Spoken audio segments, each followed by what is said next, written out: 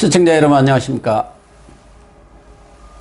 5월 14일 시사정담 시작하겠습니다. 시청자 여러분, 윤미향 국회의원 비례대표 당선자가 이용수 할머니의 성금, 기부금 사용 의혹 제기와 관련해서 친일 프레임, 조국 파리로 대응하고 나섰는데요.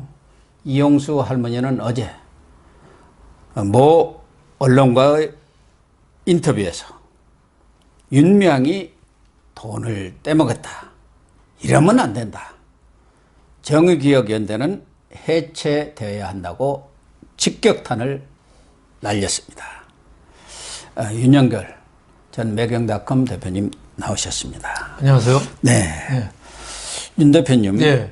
이용수 위안부 할머니시죠. 네. 이분이 지난 7일에 기자회견을 해서 어떻게 보면은 폭탄 발언을 하셨어요. 그런데 어제 월간중앙과의 3시간 정도 인터뷰를 했다고 그래요. 3시간 정도 인터뷰하면 모든 속내를 다 털어놨다고 봐야겠죠. 그 인터뷰를 한 기자의 얘기를 보면은 아주 13살적 기억까지도 또렷이 다 얘기하면서 아주 논리적으로 말씀을 하시더라. 하면서 윤미향 당선자는 기억이 달라졌다 하는데 전혀 달라진 것은 없더라고 그런 말씀을 하셨는데, 어쨌든 윤미향 당선자에 대해서 양심이 없다, 정말 이실직고해야 한다, 이렇게 직격탄을 날렸지 않습니까? 저는 뭐 이용수 할머니, 왜 할머니라고 하는지 모르겠어요. 이용수 여성 인권 운동가라고 좀 해줬으면 좋겠어요. 본인이 그렇게 또 얘기를 했더라고요. 자기는 여성 할머니라고 그러니까, 그러면 저는 여기 출연할 때 윤영걸 아저씨라고 부릅니까? 그러네요. 좀 할머니라고 하는 게 우리 어릴 때부터 친근감 있는 표현이긴 하지만 그 약간 낮춰보는 게 뜻이 좀 있지 않느냐. 뭘 모른다. 그렇죠. 뭘 모른다. 그 외환부 출신이고 제대로 못 배웠고 하니까 좀 무시하는 듯한 있는데, 저는 나는 차라리 이용수 씨라고 하든지. 근데 저는 92살 어르신의 눈빛을 봐요. 형형하잖아요. 눈빛이 살아있어요. 그리고 이번에 서한 한 것도 보니까 내용이 아주 좋아요. 거기에 보니까 뭐 학생들 미래 세대를 위해서 한일 간 교류를 확대해야 된다. 경향신문한테 별도의 그런 그 서한을 보냈더라고요. 우리 이거보다도 미래를 보고 가야 된다. 그 또 하나는 투명하게 공개해라. 과거에 정의기억연대가 잘못한 거 있었거나 돈 막 쓴 거 있으면 지금이라도 투명하게 공개해라. 그러니까 사업 방식에 오류라든가 잘못이 있으면은 그 국부 과정을 거쳐야 한다. 그렇죠. 그 얘기. 세 번째 또 강조한 게 2015년에 한일 합의했잖아요. 박근혜 정권 말기에. 그때 합의한 거를 윤미향한테 알려줬다는 거 아니에요. 그때 10억엔 지원하는 것까지 다. 그 자초지종을 좀 공개하라. 세 가지인데 말이 딱 떨어지는데, 윤미향은 제가 보니까 두 가지 실수를 했어요. 하나는 할머니를, 이용수 어르신을 기억력 없는 가물가물한 치매 할머니로 매도를 했어요. 기억이 없다, 저 판단이 왔다 갔다 한다. 또 한 군데서는 그 윤미향 남편이 어디 뭐 있는 데는 페이스북에 목돈 마련해서 후손한테 주려고. 물려줄 후손이 없다는 거 아닙니까? 자기 혼자라는데. 92살에 혼자 사는 할머니가 뭘 줄게 그렇게 욕심이 있어서 그걸 윤미향을 까부시겠어요. 그러니까 그 투명하게 공개하려면 자기가 모든 걸 이실직고를 해야죠. 그러니까 이실직고를. 그리고 또 하나, 재정을 밝히면 될 거를 왜 조국 파리를 해요? 거기다가 친일 프레임을 갖다 붙이냐, 이거. 나는 왜 조국이 하고 자기랑 같다고 자꾸 해요? 말이 안 되잖아요. 거기다 금방 말씀하신 대로 자기 비판하는 건 다 친일로 몰아요. 이거는 참 말이 안 되는 거죠. 이거 정의기억연대가 돈 제대로 썼나, 아니면은 위안부 할머니의 아픔을 이용해서 딴짓을 했는가. 그 할머니들이 주체가 돼야 되는데 정의기억연대 시민단체가 주체가 돼서 한 거 아니에요.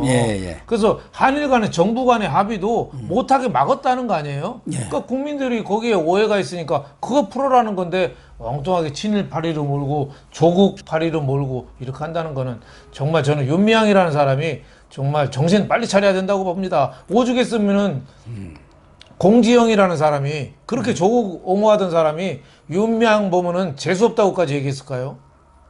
그랬어요? 네. 어디다 그랬습니까? 네, 세상에 제가 이런 어떻게 보면 말도 안 되는 게 어딨냐. 너 재정 장부 좀 공개해.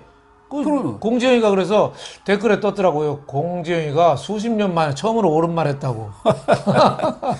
아니 우리 무슨 조그만한 이런 그 모임을 가져도 총무라든가 뭐 회계가 연말이라든가 뭐 중간 보고를 다 하잖아요. 그 또 장부 같은 것을 요새는 다 카톡에다도 띄워서 얼마 들어왔고 얼마 썼다는 거 이거 다 알려주는데 아니 그 여기야말로 많은 국민들이 정말 학생들 그 고사리 같은 손으로 자기 용돈을 아껴서 낸 성금들 아닙니까? 아, 그 돈에 대해서 투명하게 공개해버리면 되지. 뭘 그걸 공개를 못할 이유가 뭐가 있습니까? 순전히 엉터리로 한 거죠. 저도 동창회 친구들 총무 맡고 있거든요. 뭐 다음 주에 친구들하고 전라남도 해안가에 놀러 가기로 되어 있습니다만은 총무 맡으면은 하는 일이 그날 쓴 거는 그날 카톡에 올립니다. 네, 다들 그래요, 지금. 그리고 집에 돌아와서는 정산해가지고 통장 사본까지 딱 찍어서 카톡에 회람시킵니다. 그게 원래 총무하는 일이고 한데 친구들 몇 명 모임도 그러는데 이렇게 많은 수십억짜리 현금을 주물르면서 제대로 보고 안 하고 그리고 위안부 할머니들한테 쓴 것도 아니고 자기네들을 위해서 썼다. 이거는 정말 천인공노할 일이죠. 그러니까 이용수 할머니도 물론 언론도 마찬가지입니다만은 지금까지 정대협이라든가 정의연이 그런 위안부 할머니 사업을 했고 그런 문제들을 문제 제기를 했고 일본의 사죄 배상을 하기 위해서 많은 노력을 하고 그 활동 자체를 비난하는 것은 아무도 없어요. 그렇죠. 이용수 할머니도 그것에 대해서는 자기도 윤미향이가 많은 노력한 걸 인정한다. 그러나 문제는 윤미향이가 말하자면 돈을 빼먹은 거. 그렇죠. 회계 부정이랄까? 그런 것을 가지고 지금 문제가 있기 때문에 본인은 그 부분에 대해서 이용을 당했다고 이렇게 생각을 하는 거 아닙니까? 그렇죠. 자기들을 앞세워서 그러니까 할머니들을 위한 사업이다. 위안부 문제를 해결하기 위한 사업이라고 하지만 위안부 문제 해결은 전혀 안 오고 할머니들이 거기에 합의하려고 하면은 못 오게 오고 회의 오고 그래가지고 그 문제를 계속 끌고 가면서 자기들 운동을 했다는 거고 또 하나는 돈을 자기들끼리 쓱싹쓱싹 해가지고 어떻게 썼는지를 그 부분 아닙니까? 그 부분을 밝히려는데 지금 딴 얘기를 하고 있어요. 그러니까요. 기부 수입이 뭐 몇 년 93년부터 뭐 3년간인가요? 그 22억 중에서 피해자 할머니한테는 9억도 지원이 제대로 안 되고 거기다 실질적인 지원은 왜도 안 되고 거기에 무슨 책 내고 무슨 뭐 이것저것 집회하고 그 돌아간 돈들 다 합쳐서 하다못해 증언록 하나 내더라도 다 돈 받고 책을 팔았다잖아요. 그리고 수요 집회에 나오는 주일 대사관 앞에 시위하러 나온 고사리 손 같은 학생들 다 성금이잖아요. 그 돈 떼먹었으면은 그건 천인공노할 노릇이고 금방도 고 박사님 말씀하신 대로 한일 간에 정부 간에 합의가 됐으면은 이거를 더 잘 되도록 윤활유 역할을 해야 되는데 그걸 오히려 막았어요. 그거 다 해결돼 버리면은 자기네 단체가 시민단체가 해체해야죠. 해체해야 되니까 자기네 일거리를 위해서 방해한 거 아니냐. 이거에 대해서는 분명하게 그 설명을 해야죠. 그리고 또 엊그저께 기자회견에 정의기원연대 뭐 회장부터 시작해서 떼거리로 쫙 나와가지고 이사장이죠, 이사장. 기자들이 물어보면은 왜 그런 거 묻냐고 삿대질을 하면서 너 어디 신문에서 왔어? 뭐 이러고 우리는 한 푼도 안 떼먹었어. 밝힐 거야. 근데 어떻게 밝힌다는 얘기가 없어요. 제대로 밝히려면요. 제3의 회계법인에다가 회계감사 주고 또 샅샅이 영수증 첨부해서 다 밝혀. 여태까지 밝힌 영수증이 3개인가 꺼내줬어요. 오지게야 28년 전 그 영수증 2개를 내놨지 않습니까? 다른 것도 없으니까. 없으니까 주먹구구식으로 그냥 막 집어넣었다고 국민들이 오해하기 쉬운 거죠. 그러니까 저는 이거 굉장히 큰 문제거든요. 국회가 이거 청문회 해야 됩니다. 청문회 해야 하고 국정조사를 해야 합니다. 국정조사 해야 되고 외교부도 그때 그 문서 윤미향한테 어떻게 설명했는지 자초지종을 공개해야 돼요. 왜냐하면 한일 관계가 지금 이렇게까지 꼬였잖아요. 그게 시발점이에요. 이 시발점이 이 윤미향이에요, 윤미향. 예. 예. 자기는 사전에 다 듣고 오케이 해놓고 예. 딱 돌아서 가지고 그 다음 날부터 피해자 할머니들하고 전혀 합의가 안 된 예. 피해자 중심주의가 그렇죠. 아니라고 그런 거예요. 근데 그러니까 지금 하는 청와대 문재인은 이거를 또 반일 이거를 활용해서 정권에 유리하게 했잖아요. 그래서 토착 외구 세력으로 조국이 몰고. 뭐 했어요? 예. 죽장갑을 했지 않습니까? 죽장갑으로 이게 정권에서도 이용했거든요. 저는 그게 우리가 저 병자호란 이후에 청나라의 병자 홍타이지한테 무릎 꿇었잖아요. 뭐 머리 9번 받고 무릎 꿇었잖아요. 그 다음부터 어떻게 했습니까? 청하고 잘 지내는 게 아니라 명나라 황제한테 제사 지내는 터를 왕궁에다가 설치하고 오히려 우리가 명나라 적통 계승했다고 소중화라고 큰소리치고 반 친청분자를 막 숙청하고 그랬어요. 소현세자가 왜 청나라 갔다가 오자마자 그 죽었잖아요. 온몸이 시커멓게 타서. 그러니까 독살했다고 나온 거죠. 소현세자 부인 며느리도 사약 먹여 죽였어요. 예. 그럴 정도로 이게 정권을 위해서는 물불을 안 가리는데 저는 그때 모습하고 지금 모습하고 어떻게 비슷해요. 저는 이게 우리 반일에 대해서 정말 다시 생각해야 되고 일본에 대해서 무조건 미화하자는 게 아니에요. 일본하고 따질 건 따지고 용서할 건 용서하고 짚고 앞으로 가자는 거죠. 근데 윤미향 이런 사람들이 오히려 반일을 부추기고 한일 간에 합의를 못하게 한 것뿐만 아니라 회계부정까지 해서 저렇게 돈을 빼돌렸다면 이거 중대한 범죄죠.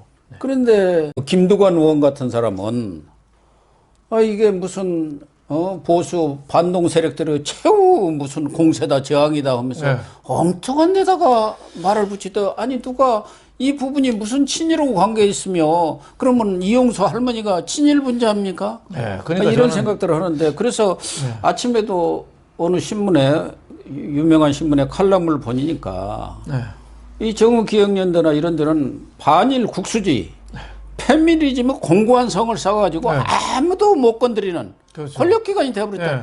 그러니까 뭐 국세청이다 내든 행안부에 그런 자료들 다 내도 아무도 그거는 손도 못 댄다는 그렇죠. 거 아닙니까? 그러니까 지금까지 그렇게 지내온 거예요. 정의기억연대에 대해서 비판하거나 얘기를 하면은 그 친일 분자요. 그건 친일 토착 외구 세력이죠. 네. 일본하고 손잡아서 네. 우리나라 국가 정체성을 흔드는 반애국적인 매국자죠. 그건 저는 말이 안 되고 아까 좀 전에 고 박사님이 김두관 의원 얘기했는데 그 사람 그 자다가 봉창 두드린다는 얘기 있거든요. 자다가 봉창이 아니고 이 사람이 이제 또 거기서 당선돼 와가지고 네. 그래도 내가 과거 노무현 리틀 노무현이라고 했잖아요. 또 한때 대권을 꿈꾸면서 경남지사도 버리고 나왔다가 망신을 한번 당했는데 지금도 그 대권 꿈을 버리지 못하고 있습니까? 그러니까 가만히 보니까 이재명 경기지사 보니까 뭔가 튀는 행동을 해야 사람들이 관심을 끌더라. 이게 전형적인 튀는 행동입니다. 정치인들이. 그렇죠. 그러다가 이제 패착이 돼갖고 구렁텅이로 빠지는 경우도 많은데 근데 지금 그런 일을 시작하는 것 같아. 나 대권 후보 나갈 거야. 영남에 나쁜이 없잖아. 이거 아닙니까? 이번에 김두관 얘기한 거면 두 가지가 나타나요. 그래요? 둘이야, 두관이야, 둘인가? 두 가지를 저는 알 수 있어요. 하나는 이재명 경기지사랑 김두관하고 IQ 차이가 꽤 크다. 네. 이재명은 눈치가 빠르거든요. 그래도 나름대로 고시를 다 하신 겁니다. 그렇죠. 이자 코로나19라든가 뭐 포퓰리즘 욕은 없더라도 그것도 할 건 하거든요. 머리가 아주 지상해요. 그 신천지 교주 집에 찾아가가지고 막 권총 차고 어떻게 보면은 그 음주 단속하는 것처럼 그렇게 웃기기도 하지만 그 맞는데 여기는 포인트가 어긋나고 또 하나는 김두관은 여권의 실세가 아닌 게 드러나요. 그러니까 엉뚱한 소리 하잖아요. 맥을 몰라. 맥을 못 잡잖아요. 예. 실세가 아니에요, 그러니까. 이해찬이가 그 보통 사람입니까? 윤미향 사건 나니까 조국 때는 뭐라겠습니까? 나라를 어지럽히는 자들이라고 이렇게 그렇죠. 반 개혁 세력으로 몰았는데 그 사실관계를 명확히 규명을 해서 대응하라 이랬어요. 그렇죠. 이거는 회계부정 그거 하나랑 위안부들을 이용했느냐 두 가지만 밝히면 돼요. 근데 이게 계속 끌고 갈수록 민주당이 21대 국회 스타트가 엉망이 되는 거예요. 그러니까 김두관이는 뭣도 모르고 아 이럴 때 친일 뭐 여기 해가지고 보수 세력들 그냥 박살을 내면은 친조국 인사들 친문 문파들이 나한테 좀 그래도 김두관이 살아있네 뭐 이런 소리 들을까 하고 한마디 한 것 같은데 이게 감을 못 잡는 사람이에요. 저는 김두관 그거 보고 혀를 끌끌 찼습니다. 저 머리로 참 저 국회의원 한다고 애쓴다. 고생한다 애쓴다. 맥을 짚어야죠. 저는 뭐 보수 진보 할 거 없이 말 되는 거에는 박수 쳐줍니다. 저도 마찬가지예요. 우리가 무슨 누구를 특별히 진보, 뭐 미워할 이유도 없고. 진보 보수가 무슨 차이가 있어요. 나라 잘 되면 박수 쳐야죠. 이영수 할머니의 또 그 주장 중에 하나를 보면은 대통령이 잘해준다고 해서 얼른 덥석 받고 국회의원 주락해서 가면 안 된다. 그걸 거절했어야지. 위안부 할머니 문제는 아무것도 해결된 것이 없다. 그렇죠. 사실 지금 문재인 정부 들어와서 거의 방치하다시피 하고 있는. 그러면 네가 그렇게 평생을 해왔으면 이 문제를 뭔가 해결하고 가야지. 결국은 정치 먹튀 아니냐 그런 얘기예요. 그렇죠. 그러니까 그 이용수 그 어르신이 예의가 있잖아요. 나눔의 집에 갔더니 일본에 주는 돈 어느 할머니가 나 받고 싶다. 나 지금 온몸에 암이 퍼져서 다 얼마 못 사는데 어느 할머니가 이용수 어르신한테 얘기했대요. 그렇게 얘기했다는 거. 온몸에 암이 번져서 얼마 못 사는데 좀 한일 간에 좀 부족하나마 합의를 해서 돈을 준다 하니 그 돈이라도 내가 받아서 좀 자식들한테 그럼 하나도 못 해줬는데 조금이라도 좀 주고 내 세상 떠나고 싶다. 그게 인지상정 아닙니까? 그런 것도 못 받게 하고 그거를 돈을 받는 사람은 뭐라고 욕했냐면 환양년이라고 욕을 했대요. 환양년. 환양년이 얼마나 심한 욕입니까? 그러니까요. 청나라 때 중국으로 끌려갔죠. 끌려간 여자들이 한국에 다시 돌아와서 이제 환양했다는 거죠. 고향으로 돌아왔는데 그걸 년을 붙였잖아요. 그 어떻게 보면 서름과 한이 맺힌 건데 하도 그래가지고 그 돈 받는 그 시절에 누굽니까 인조가 거기서 몸을 홍제천에서 몸을 씻겠습니다. 그렇죠. 그리고 이건 더 이상 얘기하지 마라. 그렇게 했잖아요. 홍제천이 바로 그겁니다. 그 돈 몇 푼 받는 사람을 환양년이라고 매도를 했어요. 저는 윤미향 참 이 도덕적인 지탄에서 자유스러울 수 없고 정의기억연대가 정의기억연대 조직으로 한 정의기억연대인지 정말 위안부 할머니들의 아픔을 치유하기 위한 국제적인 인권단체로서 시민단체인지 저는 분명히 구별을 해야 된다 이렇게 그 할머니가 바로 이런 얘기 했다고 막 인터뷰에서도 돈 받아서 차곡차곡 쓰는 건 난 정말 싫다. 그 어린 학생들 그렇죠. 또 하나는 자기들 운영하느라 바쁘다는 거예요. 자기들. 그러니까 단체 운영하고 뭐 가서 행사한다 뭐 이게 바쁘지. 위안부 할머니들은 완전히 내팽개쳐놓고 특히 그러니까 나눔의 집 있잖아요. 거기에 지원 나온 거를 직원들하고 같이 식비로 쓰고 그거 지원 나온 거를 할머니들한테 줘야 될 거를 건물 공사 새로 짓고 그랬다잖아요. 참. 그런데 이용수 할머니가 또 얘기한 게 있어요.